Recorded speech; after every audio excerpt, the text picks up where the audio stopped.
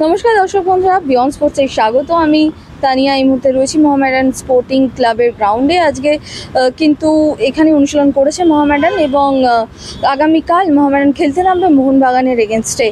মোহনবাগানের এগেনস্টে মানেই হচ্ছে কলকাতার ডার্বি এবং এই ডার্বির জন্য বেশ উচ্ছ্বসিত মোহামেডান খেলোয়াড়রা। আজকে আমাদের সঙ্গে কথা বলেছেন সজল বাগ, অ্যাডিশন এবং শুভজিৎ ভট্টাচার্য।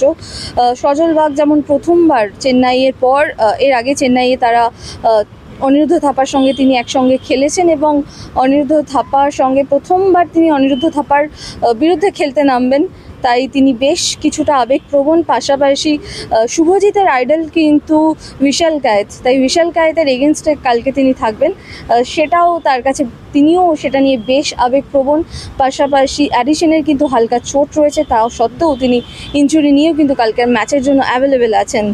কি বলছেন তারা, থাকছে বিয়ন্ড স্পোর্টসের পর্দায়। যে অপোনেন্ট, মোহনবাগান তো খুব ভালো টিম, সবাই জানে, আমরা সবাই জানি যে ওরা কীরকম খেলে লিগেও, তো আগের বছর কেমন খেলেছে। তো হ্যাঁ, আমার জন্য খুব একটা ভালো অপরচুনিটি, টিমের জন্য খুব একটা ভালো অপরচুনিটি যে নিজেদের প্রুভ করার একটা ভালো জায়গা ডুরান্ড কাপ, স্পেশালি যখন এগেনস্টে এরকম একটা ভালো টিম। সো অবশ্যই আমি খুব এক্সাইটেড নিয়ে নিজেকে।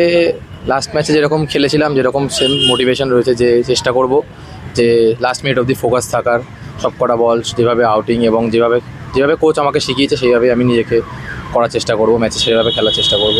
হ্যাঁ, ম্যাচের জন্য আমরা অলওয়েজ প্রিপেয়ার আছি, এটা ঠিক। তোমরা লাস্ট ম্যাচ দেখেছো, তো আমাদের একটুখানির জন্য লাক ফেভারের জন্য আমাদের হয়তো এক পয়েন্ট হলেও আমরা ডিজার্ভ করতাম লাস্ট ম্যাচে।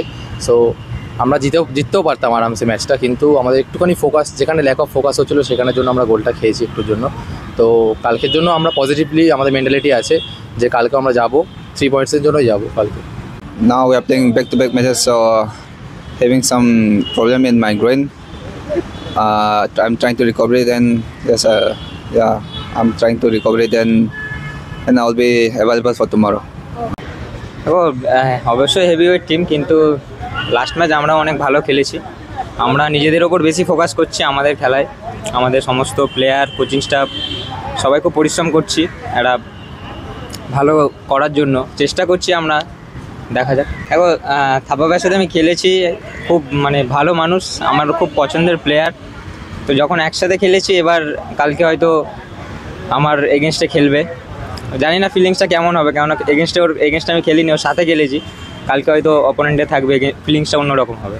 এখন মাঠের মধ্যে এক্সপিরিয়েন্স অবভিয়াসলি কাজ করে, কিন্তু আমাদের হয়তো কম এক্সপিরিয়েন্স আছে, কিন্তু আমরাও তো ফুটবলটা জানি, আমরা তো এমন না যে ফুটবল খেলতে পারি না। তো আমরা ওই হিসাবে কিছু দেখছি না, আমাদের মধ্যে ওরকম কোনো ব্যাপার নেই।